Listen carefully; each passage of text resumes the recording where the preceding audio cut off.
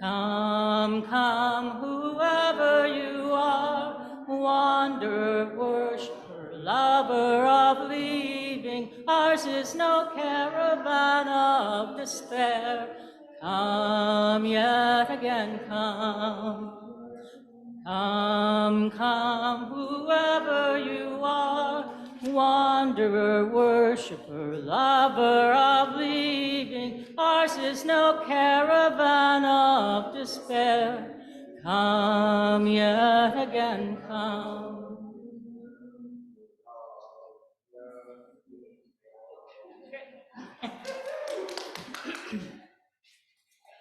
Four Elements chant. In my soul, the sun is rising. In my blood, the flowing stream. In my breath, the air of mountains. In my body, Mother Earth. In my soul, the sun is rising. In my heart, the flowing stream. In my breath, the air of mountains. In my body, Mother Earth. In my soul, the sun is shining. In my heart, the flowing stream. In my breath, the air of mountains. In my body, Mother Earth.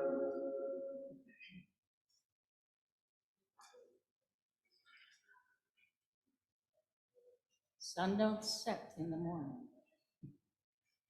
Sun don't set in the morning.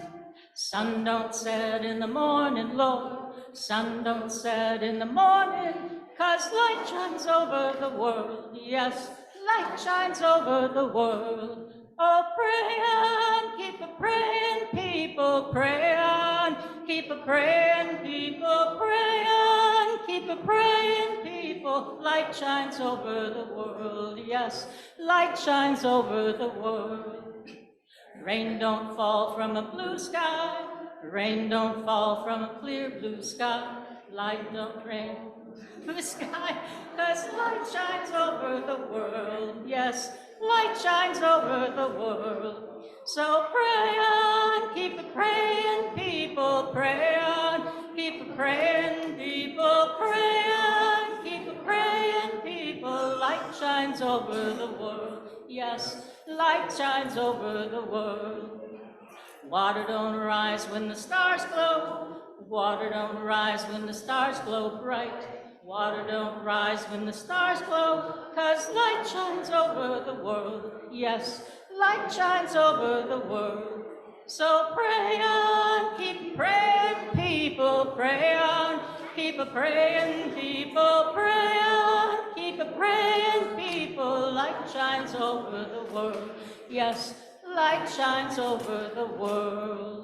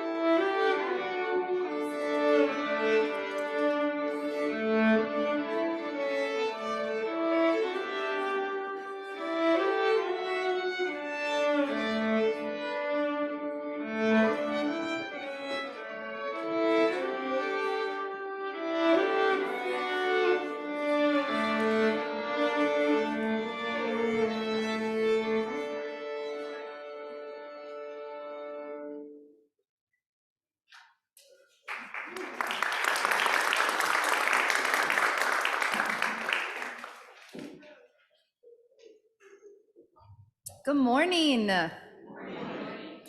Welcome to White Bear Unitarian Universalist Church, a community of youth, adults, and children sharing the values of courage, reverence, and compassion. I'm Claire Schleicher. I use she, her pronouns, and I'm a member of our board of directors. For all the children and youth here today, we warmly welcome you and your whole family, and we invite you to explore our Soul Work Center. It's over here to the left, and you can explore different activities that are designed to help people of all ages actively engage with today's worship service. To share a request for today's meditation, please place it in the chat box or add to our meditation bowl, which is over here near the Soul Work Center. Before the opening hymn, please gain consent before you put someone's full name in the bowl. As always, you are welcome to attend a small group conversation following the service, both on Zoom or in the Emerson alcove. So be sure to visit the social hall for a more informal time of community, cookies, and information about upcoming events. Our search committee will now share a very exciting announcement, followed by Reverend Roger.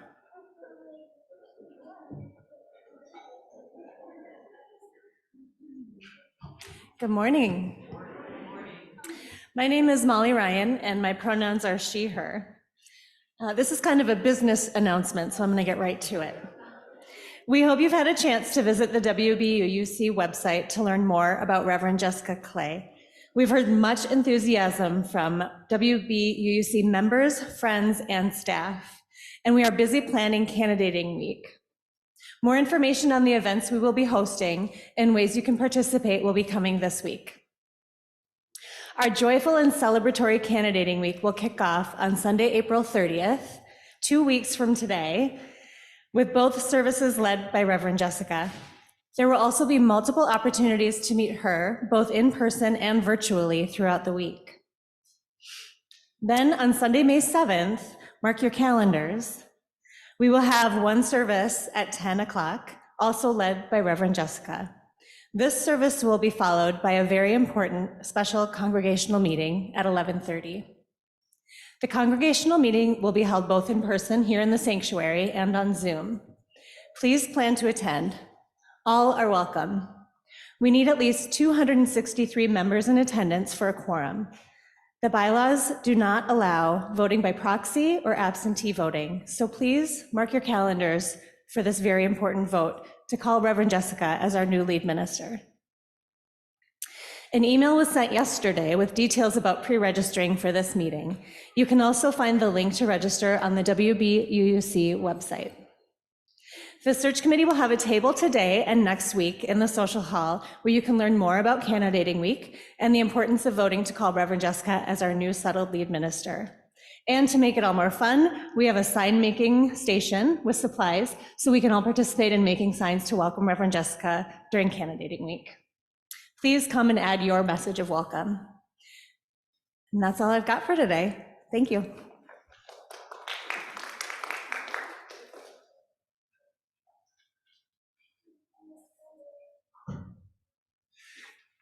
And good morning, I'm Reverend Roger, and my pronouns are he, him. So someone asked me this week in the church if the pledge drive was in trouble.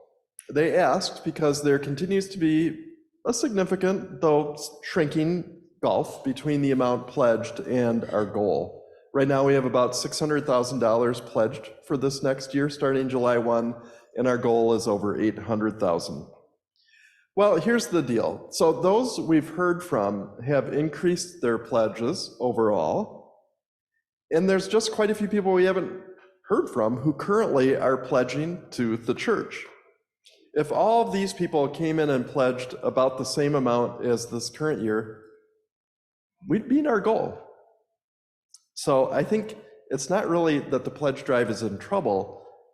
We just need to hear from everybody. If you look up the balcony, and sorry folks in the balcony, you only see a little bit of this, there are these chains, paper chains. So everyone who's pledged told us what they're planning to give, from zero to who knows how much. Everyone has a chain in that who's pledged. So we just need to get that like to go to each end of the balcony. All right, so this is the problem. And true confession, I'm part of the problem. I am a current pledger, and I have not pledged for next year. Now, a lot of you know I'm moving away, and that's sort of what I was thinking. I'm moving away. But I realized in the last few days, yeah, and I really care about this mission and this congregation and what you're all doing together, and I'm really excited about your next chapter. And I went in. So between services, I filled out a pledge card. I did a paper chain. It's going to be up there next week. And I invite you, if you, like me, are currently pledging, but for whatever reason haven't done it yet, I invite you to make a pledge. If you are someone who's never pledged before, maybe you're new here and you'd like to be part of making this happen in terms of funding the mission for next year, I invite you to fill out a card, make your paper chain. If you're someone who has already contributed, already done your pledge for next year, and you're sitting there thinking, you know, I'm really pumped about next year too. I could probably do a little more. You can change your pledge. Just fill out a card and say, this is my new number. And you're welcome to do that too. All these things, I think, for those who this works, will help us fund the mission for next year and really help this congregation leap both feet into this new chapter. So out there are pledge cards. It took me like 3 minutes. So you're welcome to do that after the service. If you're home, there's a link in the chat box to our pledge site on the website, and that'll take you maybe 3 minutes. And let's get this done. Yeah, let's get it done. We can do it. Welcome to White Bear UU Church, where together we grow our souls and serve the world.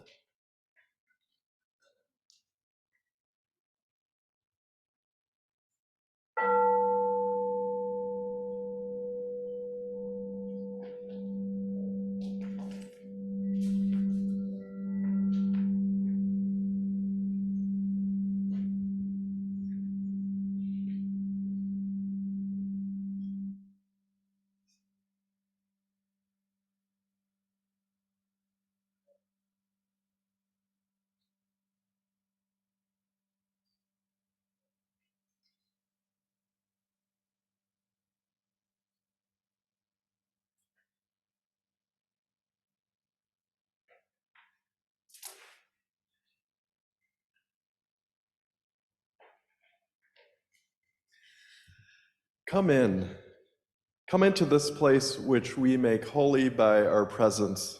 Come in with all your vulnerabilities and strengths, fears and anxieties, loves and hopes, for here you need not hide nor pretend, nor be anyone other than who you are and who you are called to be.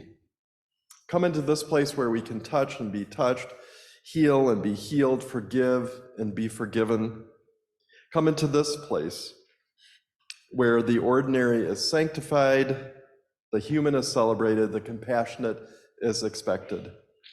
Come into this place together, we make it a holy place.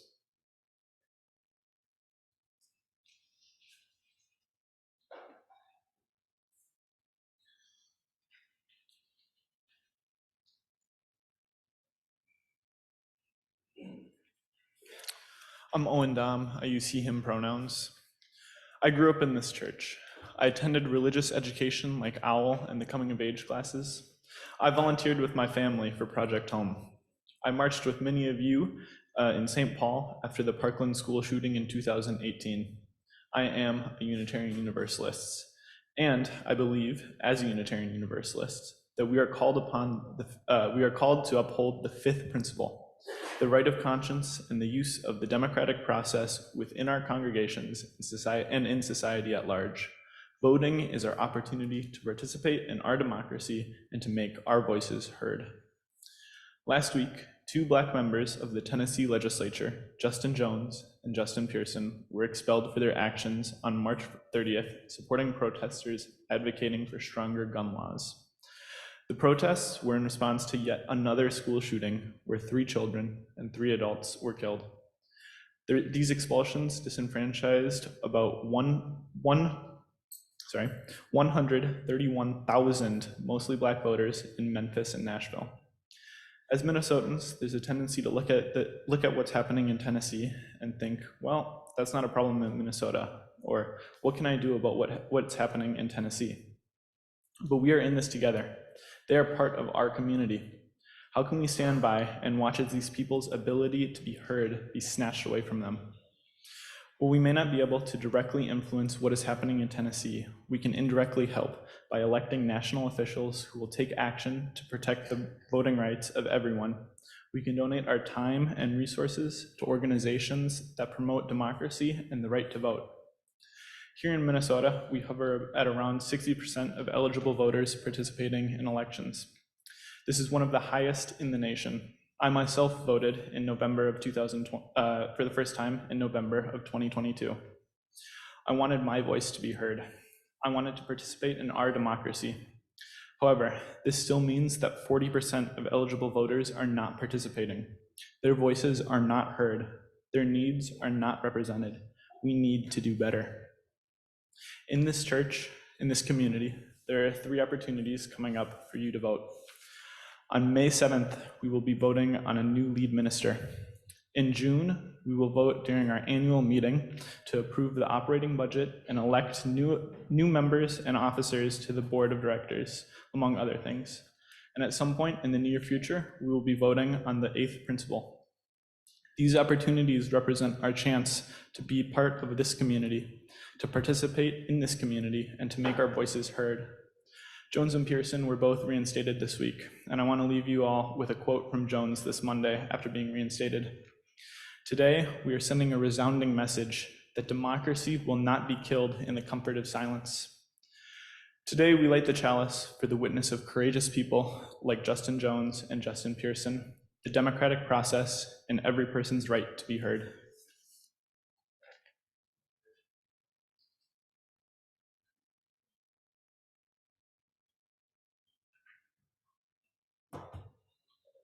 And I invite you to join in the unison opening words.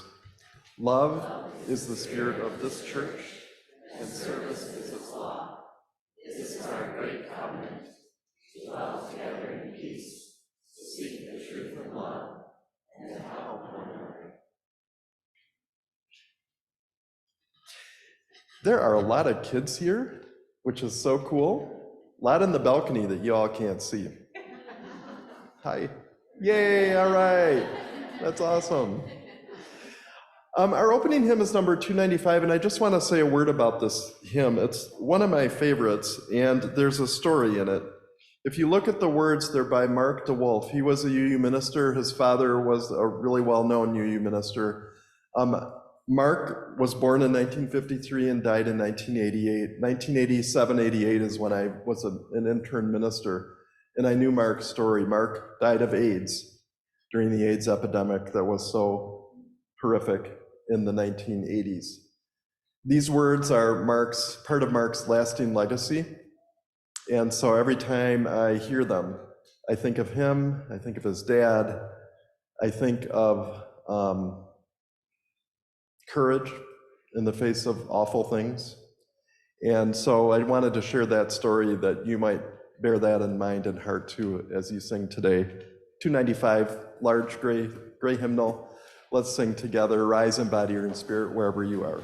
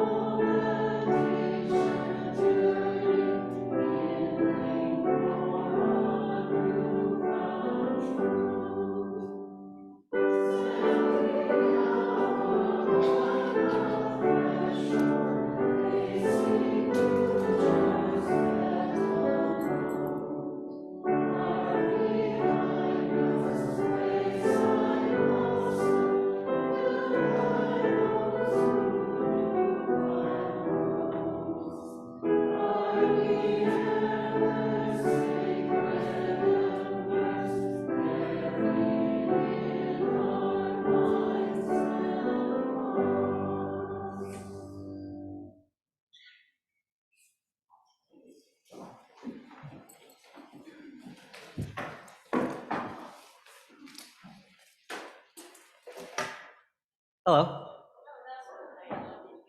My name is Logan, and I use the pronouns they, them. We have a special tradition here at WBUUC, a tradition where we invite members to share their own stories. We ask them to open a window into their lives and their faith's journey, and to speak them to us all a few times a year. So, in honor of this tradition, I have brought with me not another story, but instead something to share with you. All that I hope helps all of us think about our own stories and journeys, and why sharing them is important. What I brought with me this morning is a box. It's not your ordinary box. I keep lots of special things in this box. In fact, in this box are all the things that I believe. Every one of you has a box, kind of like mine. Whether you know it or not, the box might even be a little heavier than we think. They are all full of the different things that we have come to believe. Some of these beliefs are about God, about nature and animals and stars, and about how life came into being. About right and wrong, and about ourselves, and about other people, and about what is important in life.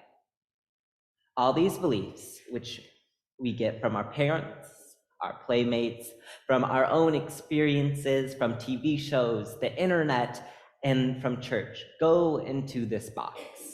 We are adding things into this box every single day of our lives, beginning with the day we were born. For example, in my box is a pink marker. When I was in the first grade, I had a teacher, Katie, who taught me that it was okay to be yourself and that anyone can like anything. This made me realize that I could love anything, resulting in me finding my then favorite color, pink.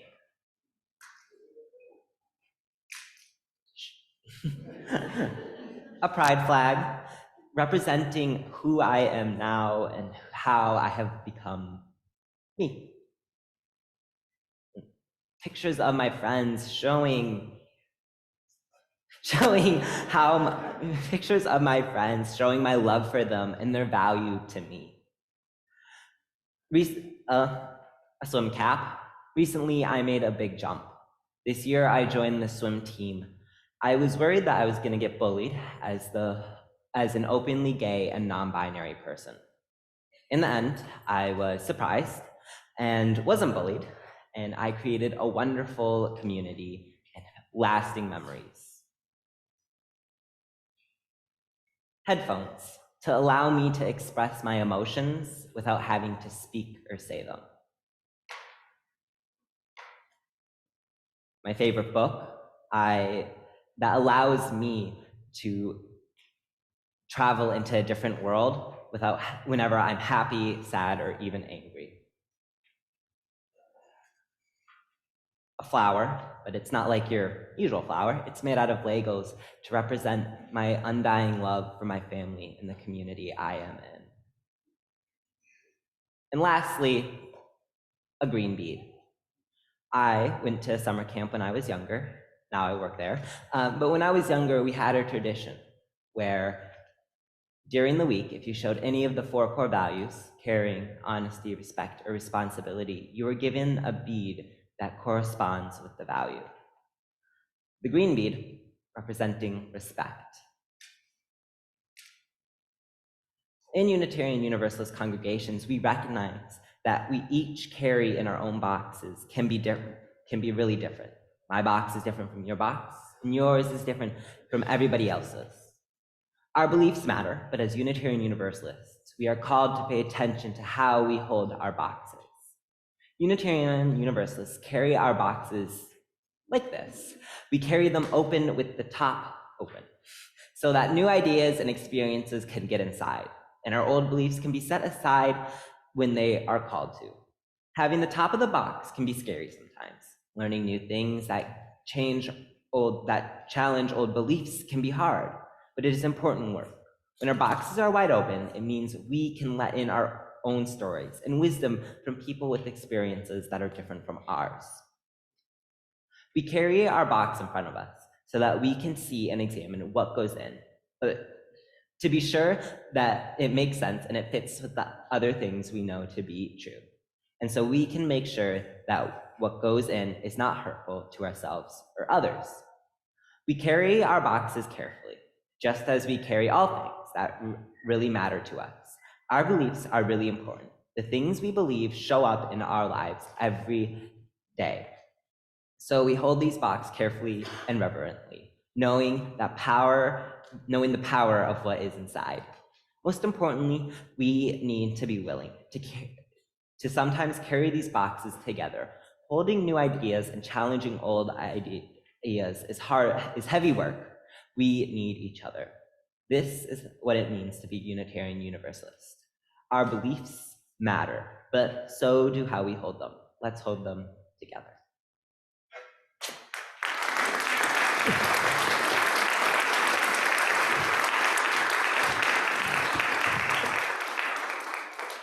Thank you so much, Logan. Shout out to the kids too that are not up in the balcony, but also in here and over in the soul work area. And now is the time where you're invited, those who are registered, to go to the children's circles, and we'll sing together, Go Lift It Up. As you leave, that's 1057 in the small teal hymnal, one time through.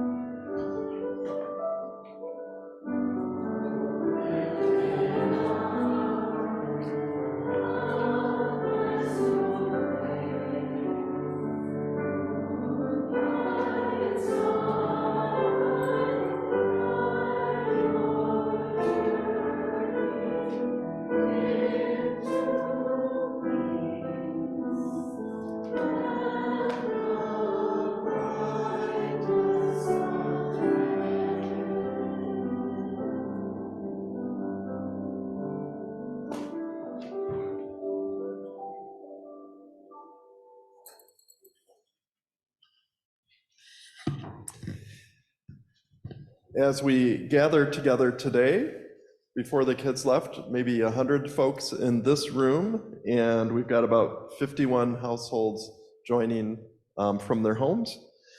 We take a moment to pause and to contemplate. And contemplation often begins with centering. So I invite you to get comfortable, to get grounded wherever you are, to take in a few mindful, deep breaths in and out, and if it's helpful, to close your eyes.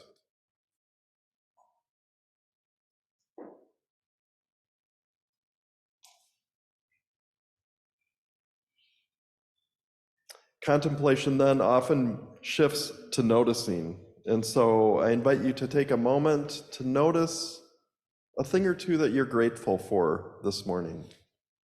Big, small, or in between.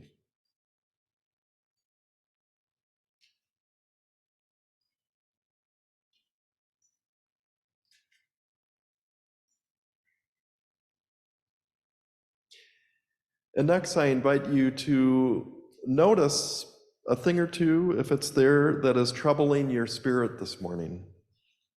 Again, big, little, in between. And remember that this is just about noticing. There's nothing you need to do at this moment about whatever is troubling you. You're just noticing it.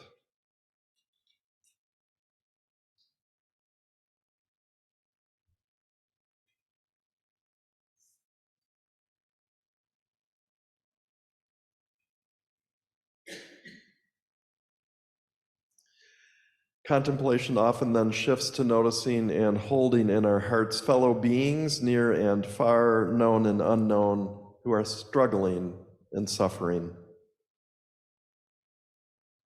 Hold those struggling with mental and physical illness, addiction, struggling with racism, transphobia, and other hatreds and oppressions, violence, war, poverty. If you're noticing and holding yourself because you are struggling or suffering, hold yourself with love and compassion. You deserve love and compassion. You are a beautiful and whole person, and every single week this faith community witnesses to that reality.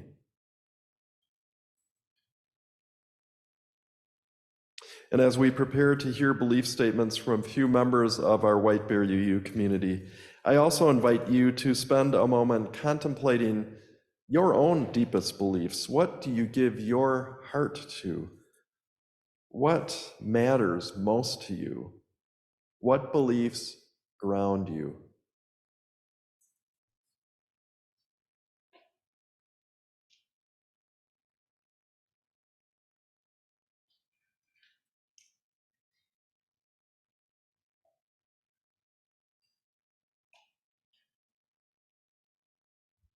This morning, we especially hold Gretchen Zaborski and daughter Kaz, who has a large ovarian cyst and will need surgery this week. And we are asked to please pray for Wendy.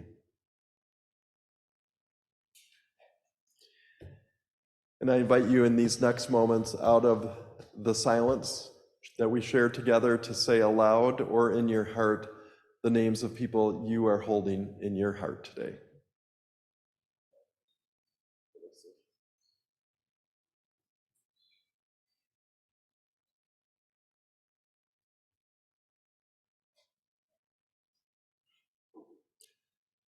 Amen.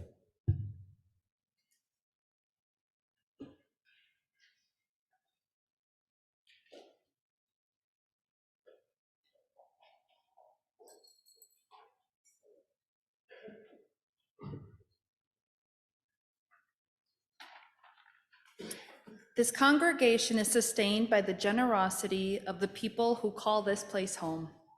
By giving to this morning's offering, you are giving life to the programs and services that help form and grow this community. In addition to putting a contribution in a collection basket in a moment, you can also donate on the WBUUC webpage, send a check or leave a check in the lockbox outside the front office, or use the text to give option in your order of service or in the Zoom chat box. Thank you for your generosity and your faith in this life that we live together.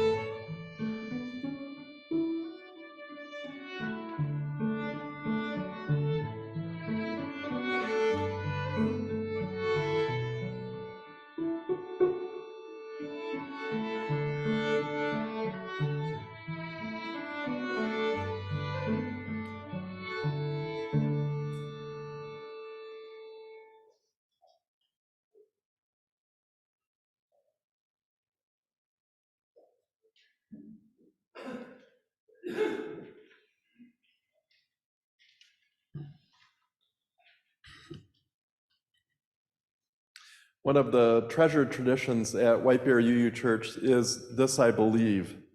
Since the tradition began in 1966, over 75 people in this congregation have shared their belief statements. From Jack Hill in 1966, the first person to do it, to Teal Bassett and Ginny Johansson a few months ago, all the people between. This congregation has been enriched by all of these sharings of journeys and beliefs and wisdom and questions. This, I believe, beautifully illustrates three important points about White Bear UU Church and our Unitarian Universalist faith.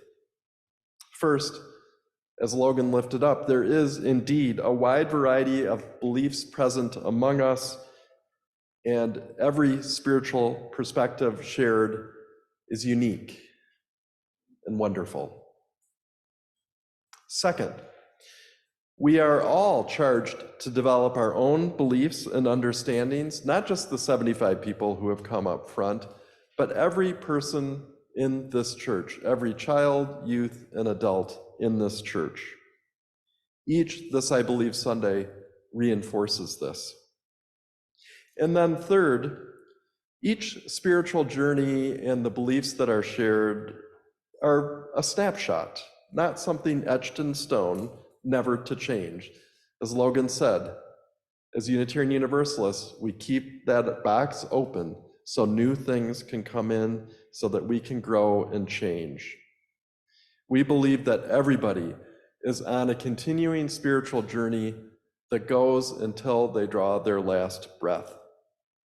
In the last year, we've had the privilege of hearing two people, Dick Grant and Ginny Johansson, who know that they're in the end stages of their lives, and they both showed us that we can continue like them to grow and to learn even as we near the end of our lives.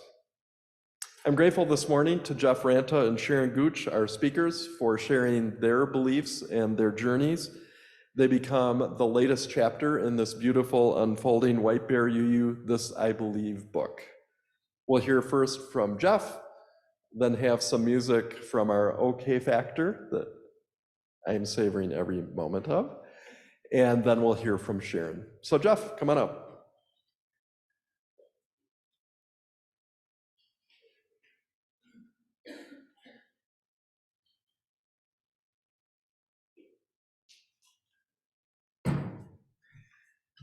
Hello. My name is Jeff Ranta. I use he, him pronouns. And I just realized in the pew at the 9 o'clock service, this was a lot easier a month ago sitting in my recliner. And I'd like to start with my own spiritual journey.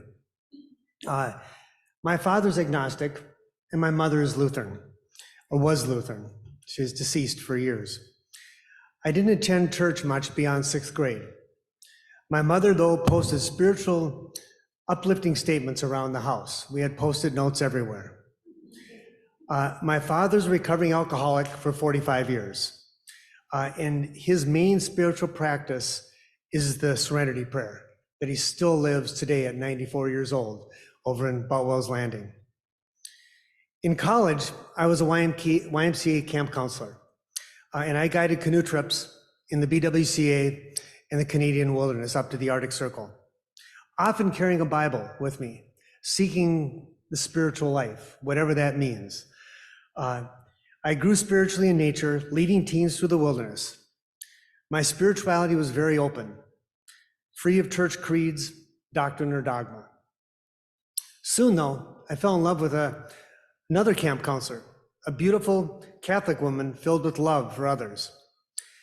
We married and raised our children at Guardian Angels Catholic Church, a church dedicated to social justice, a church that has a food shelf, a homeless shelter, and a huge vegetable garden right on campus.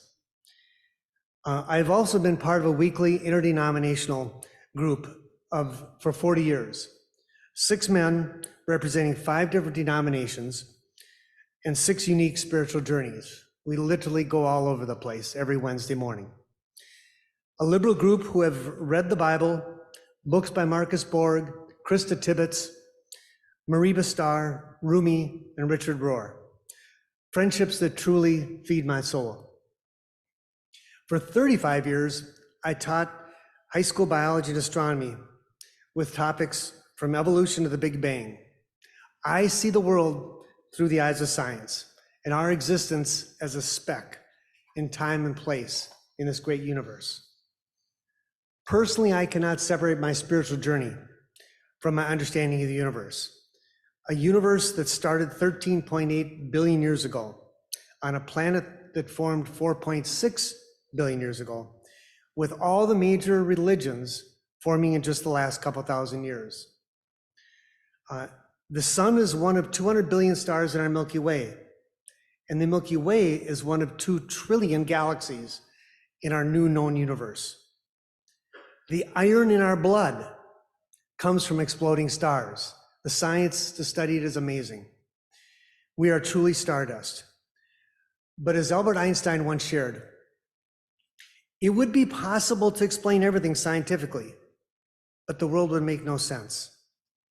It would be without meaning, as if to describe Beethoven's symphony as a variation of wave pressures. I guess there is more to life than science. Hence, having this knowledge of the universe, how do we define the sacred? There are some Franciscans, including Richard Rohr, that would say that the first Bible was the Big Bang itself. I like that. It makes sense to me. I ask myself what religions would have formed if the founders understood the immensity of the universe. How would that have changed our understanding of the divine? Would any religion have referred to itself as the chosen one or the universal truth?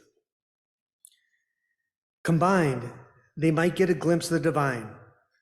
I believe the sacred is infinite, and I cannot limit my journey to one religion or one sacred book written on one planet on the edge of one galaxy. For a few years, I assisted in bird banding at Warren Nature Center, north of Stillwater. I'd go from mist net to mist net, removing birds and bringing them back to the bird banders, who would record characteristics of the birds and then release them. When I held a warbler in my hands, I believe I was crossing into the sacred. I felt a connection to all of creation. I feel the same sitting by the edge of a lake in the BWCA. Personally, I believe the earth is sacred and we need to treat it as such. I remember a sermon given by Reverend Roger that this ground this church stands on is holy ground for the indigenous people that resided here, holy ground for the Methodists that worshiped here, and holy ground for the people of White Bear UUC. In my readings, I've come across many people who look at the earth as sacred. There's Mariba Starr, the Celtics of Ireland, the Franciscans, Robin Wall Kimmerer, Native Americans, and White Bear UUC.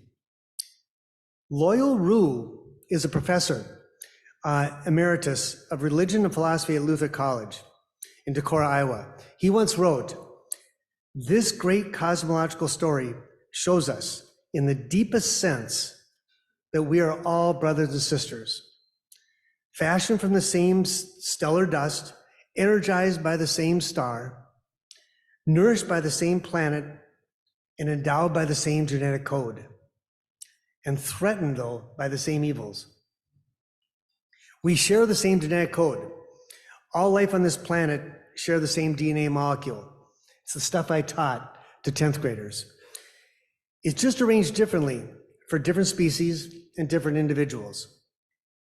If we share the same genetic code with all life on this planet, can we truly say you are a part of me and I am a part of you? We're all connected. All life on this planet. We are truly cousins. I believe we encounter the divine by seeing ourselves in the eyes of others.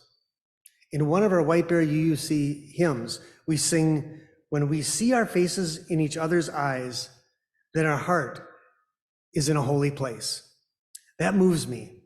I love it when we sing that song. To see ourselves in the eyes of our partner, our family, our friends, and our neighbors.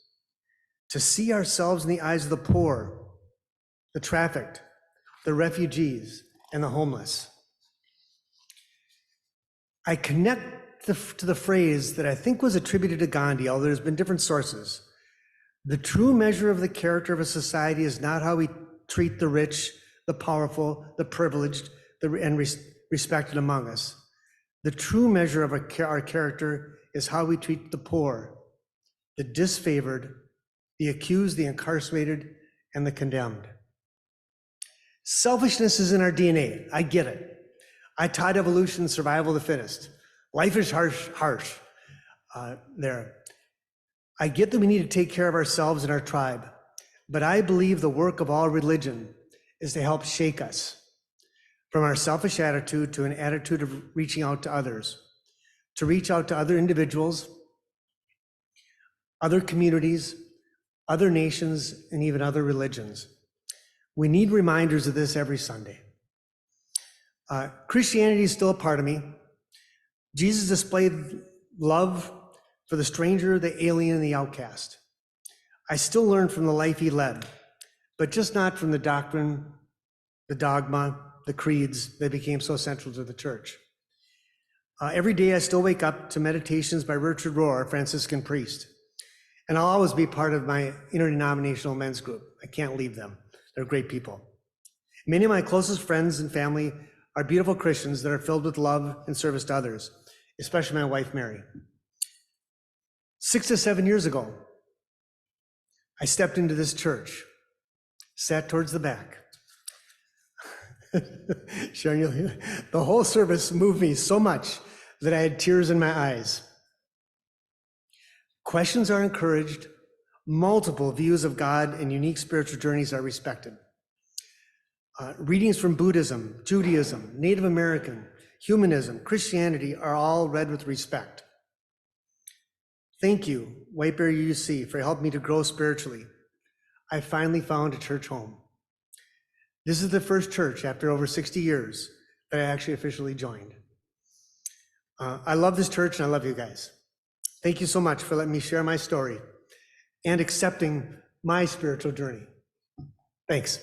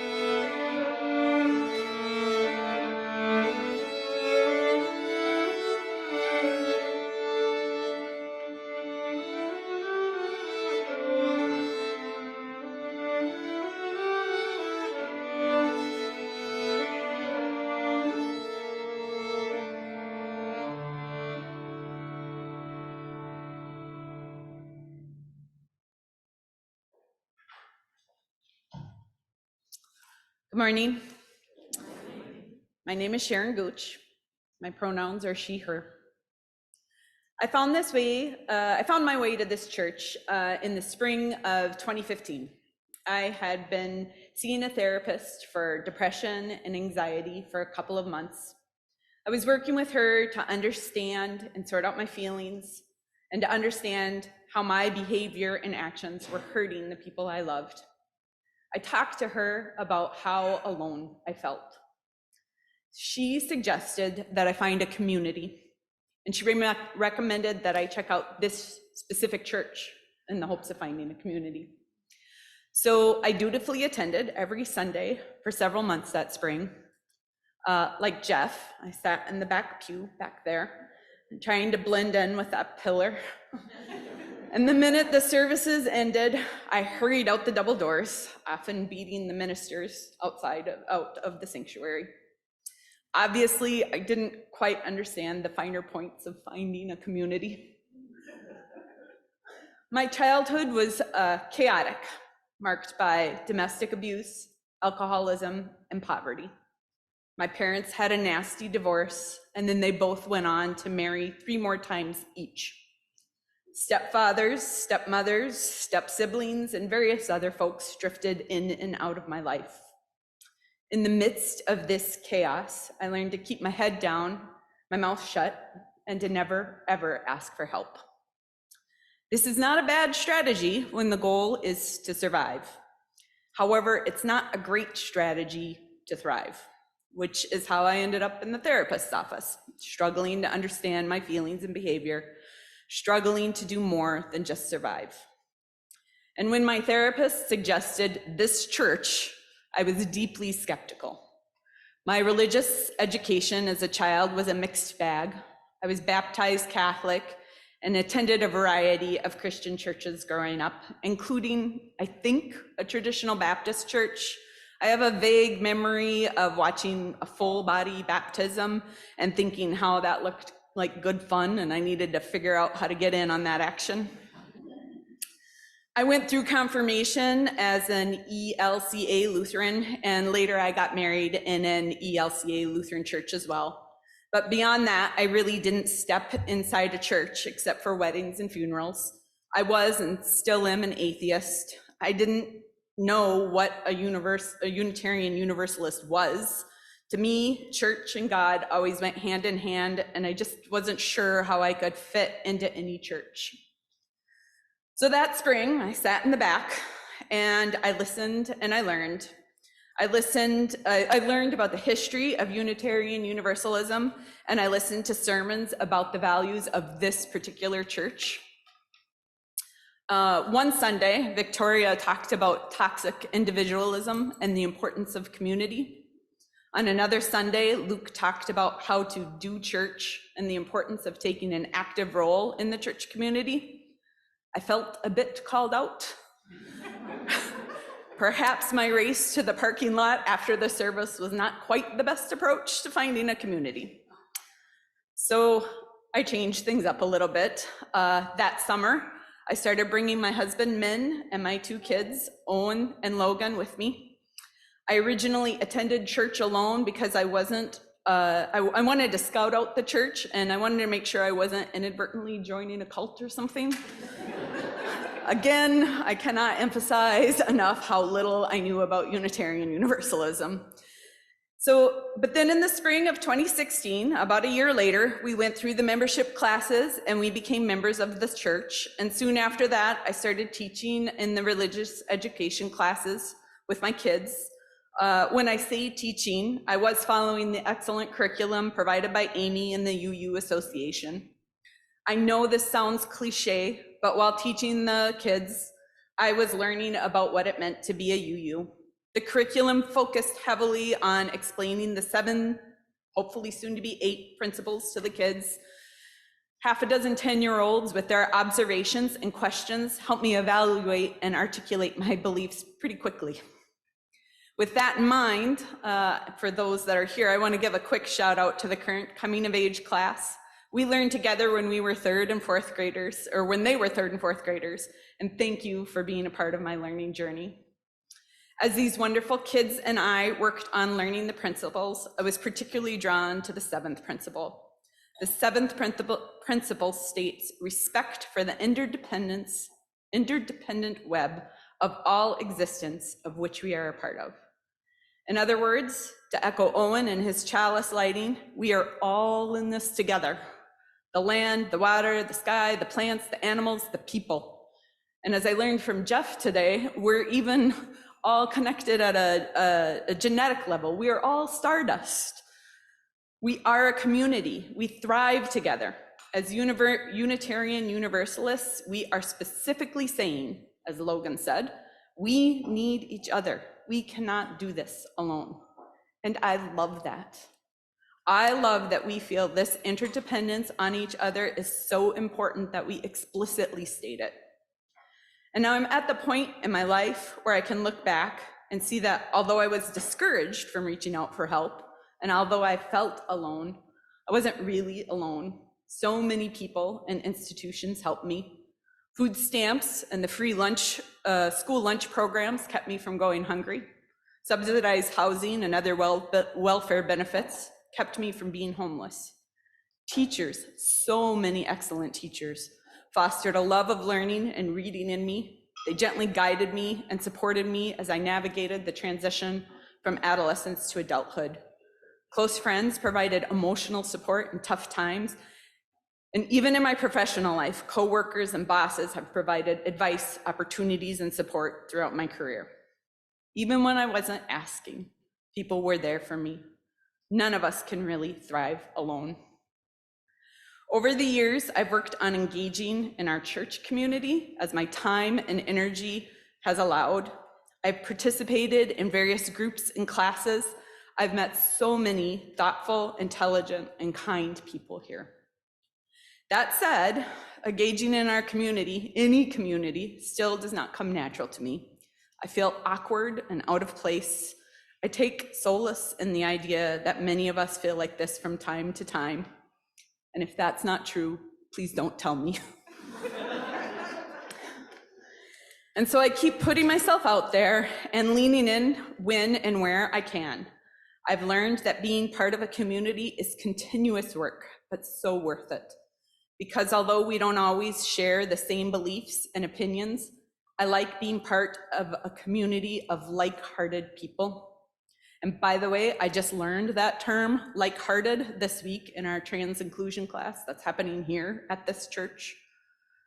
I would like to close by sharing this picture with you all. So this picture was taken on the day my husband and I signed the membership book here at church. You might recognize those two fantastic kids in the picture, although they have considerably more hair now. The taller one is Owen, who did the chalice lighting today. And the shorter one is Logan, who spoke about their belief box today. This church and this community has been a place for these kids to learn and grow, and a place where they can be their authentic selves. You have all helped me raise these wonderful young people, and for that, I will always be grateful. Thank you.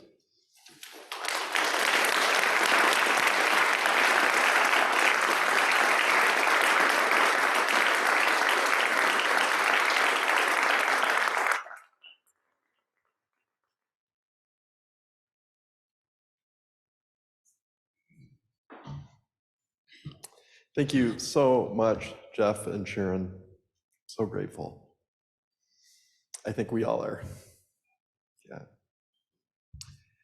Our closing hymn is one of my favorites, and I just looked up the number. Someone say it. 1028, that's it. 1028, Fire of Commitment, in the small teal hymnal. I invite you wherever you are to rise in body or in spirit and join in singing an amazing hymn. Thank you.